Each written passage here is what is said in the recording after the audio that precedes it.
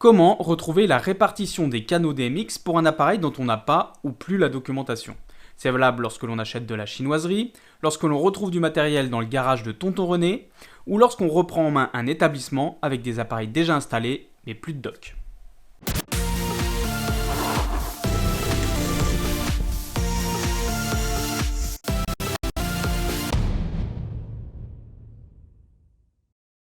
Bonjour, c'est Vicinco et bienvenue sur cette chaîne où on parle d'événementiel. Je te préviens, retrouver la répartition des canaux DMX d'un appareil, c'est très chiant. La meilleure façon, c'est d'avoir de la documentation, d'arriver à la retrouver, ou alors parfois, quand ton appareil est une copie d'un autre appareil, vérifier que la répartition DMX ne marche pas également pour le tien, parce que quand il y a des copies, souvent la répartition DMX est identique. Pour retrouver la répartition des canaux DMX, il n'y a pas 36 solutions, il va falloir le faire manuellement, canal par canal. On va faire le test ensemble sur un laser que j'ai en ma possession et dont je ne me souviens plus de la répartition des canaux. Je l'ai mis en adresse numéro 1, donc moi il faut que j'active le switch 10 pour le mettre en mode DMX. On va le raccorder.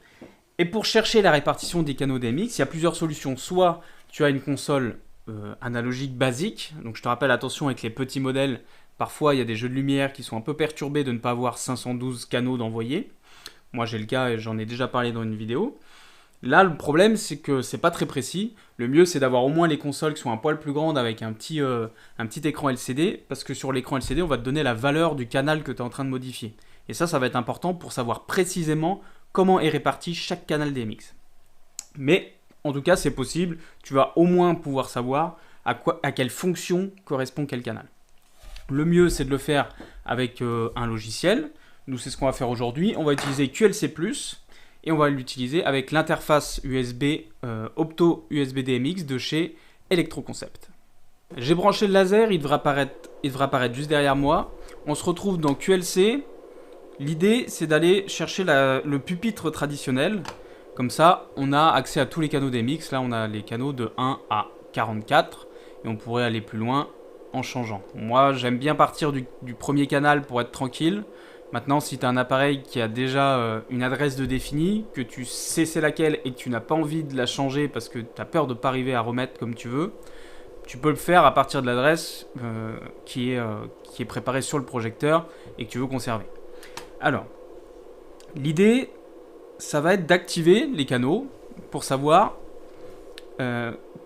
comment ils agissent sur l'appareil. Donc c'est un peu fastidieux. Bon, là, moi, je le fais pas parce que j'en ai pas besoin. Mais si tu fais ça, bien évidemment, tu prends un papier, un stylo et tu notes absolument tout, la répartition des canaux. Donc là, si on active le premier canal, on va voir jusqu'où on va. Donc là, tu vas peut-être à peine le voir. Je suis désolé pour le bruit, c'est un laser qui est assez bruyant. Donc là, tu le vois, juste derrière moi, il y a une ligne verte qui s'allumait. Donc là, on sait pas trop, est-ce que c'est une ligne ? Donc est-ce que c'est le but de ce canal, c'est d'afficher une ligne, ou est-ce que c'est juste d'allumer le laser? Je ne sais pas trop. Donc je vais laisser allumer pour le moment et on va voir la suite. Canal numéro 2, on va l'activer. Et en avançant, on voit ce que ça donne. Donc tu vois, en avançant, on voit que ça change de forme. Donc c'est certainement le canal pour les formes. Alors on va prendre n'importe laquelle. Par exemple celle-ci. On va reprendre notre premier canal et on va redescendre. A priori, ce canal-là, c'est juste le on-off. Et donc tu vois, ce qui est important dans le fait d'avoir une vision numérique, c'est que là-haut, en haut du canal, tu as la valeur exacte du canal. Donc je rappelle, un canal DMX, ça va de 0. Le 0 compte à partir du moment où le canal est activé. Je rappelle, c'est important. Et on va jusqu'à 255. Donc là, le but, ça va être de savoir à quel moment ça coupe et à quel moment ça s'allume. Donc 226, on éteint. 227, on éteint. 127, pardon. Et 128, 128, on s'allume. Donc là, il faudrait noter sur notre petit papier, canal numéro 1, allumage, enfin, de 0 à 127, laser éteint. De 128 à 255, laser allumé. Donc une fois qu'on a ça, on le laisse allumer, on va à côté. Là c'est plus compliqué parce qu'il y a plusieurs fonctions. Donc là c'est des formes. Et bien il faut partir de 0. 0, jusqu'à ce que l'on change de forme. On va essayer de trouver une précise. Alors, à 12, on est... Donc de 0 à 12, on a une ligne basse. À partir de 13, si je dis pas de bêtises... J'arrive pas à voir le 13. Non, si c'est ça. Le 13, on a une ligne horizontale. Jusqu'à 25. Ligne horizontale 25. Après, on rentre sur un créneau, on a une ligne horizontale au milieu, elle est plus en bas, etc., etc. Donc il faut noter tous les intervalles avec la forme qui correspond. Donc c'est un travail qui est assez fastidieux, hein, je te l'ai dit. Donc faut pas hésiter à faire tout. Moi je survole parce qu'on va pas passer 10 ans pour trouver exactement ce qu'il y a sur ce laser. Le but c'est de voir un petit peu tout ce qu'on peut avoir. Donc on va prendre juste une forme un peu sympa pour bien voir pour la suite. Alors le mieux c'est peut-être la ligne... Non, ou une croix. Une croix. Alors si on prend le canal numéro 3 ensuite... On avance. Il y a l'air d'avoir une...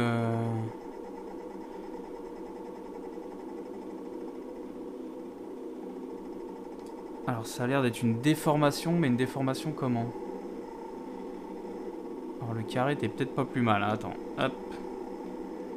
Si je reprends, ou celle-là, tiens. Cette forme-là, on reprend notre canal numéro 3.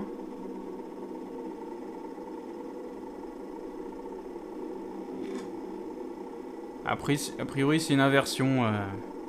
C'est une déformation en inversion gauche-droite.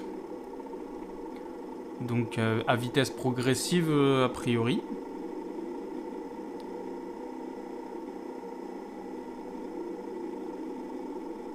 Ah, non. En première partie, on a une déformation verticale. Et deuxième partie, une horizontale. Bref, c'est un type de déformation, c'est à toi de trouver comment l'appeler. C'est la partie complexe, surtout que là, sur du laser, on a des choses un peu particulières. Alors, on va enlever celle-là. En canal 4, est-ce qu'on a quelque chose? Canal 4, a priori, on a une rotation. Donc ça, c'est pareil, ça doit être en vitesse proportionnelle, très certainement. Donc au début, il n'y a rien. C'est à partir d'un certain moment, on est en rotation. Ok. Canal numéro 5, est-ce qu'il y a quelque chose? Oui, alors ça, c'est intéressant. On a la couleur. Donc lorsqu'on est à 0 ou désactivé, d'ailleurs, on est en vert. À partir d'un certain seuil, on va être en rouge. Si on continue de monter, on va être en orange. Donc c'est la combinaison du vert et du rouge. Et si on continue, on a une répartition rouge, vert et orange sur la forme. Donc ça, ce serait... Donc en canal 5, on aurait la couleur avec la répartition des seuils. Canal 6, est-ce qu'on a encore quelque chose? Je crois, mais il faut mettre un mouvement. Tac. Donc si on met rien, on a un mouvement qui est très lent. Et en 6, ça va être la rapidité de la transformation. Et ensuite en 7, je crois qu'en 7, on n'a plus rien. Non. En 7, il se passe plus rien. Donc on a 6 canaux. Et donc tu vois, il faut vraiment choisir un par un, essayer de comprendre ce qui se passe. Il y a des formes qui peuvent prêter à confusion. Tu vois, si on prend une ligne horizontale, par exemple sur le laser, si on a un canal DMX qui permet de faire une transformation horizontale, faire une inversion en horizontal, sur une ligne, tu verrais juste ta ligne se réduire et se remettre. Donc c'est un peu dur de définir quelle est l'action réelle du canal, ou de la fonction que tu es en train d'activer.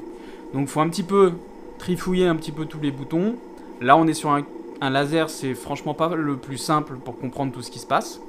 Mais si tu prends des projecteurs, des lyres ou des projecteurs juste RGB, etc., ça va être extrêmement simple de savoir qui fait quoi, beaucoup plus que sur un laser. Donc voilà, c'est la seule façon de vraiment le faire si tu n'as plus la doc, et je pense que si tu regardes cette vidéo, c'est que tu as déjà fait tes recherches sur la doc et que tu n'en as pas trouvé. Peu importe quel logiciel tu veux utiliser pour contrôler tes appareils, il faut absolument avoir la répartition DMX pour pouvoir au moins fabriquer toi-même la page du projecteur. Désolé, il n'y a pas de solution miracle, si tu ne trouves pas d'informations sur ton projecteur, tu vas devoir le faire manuellement.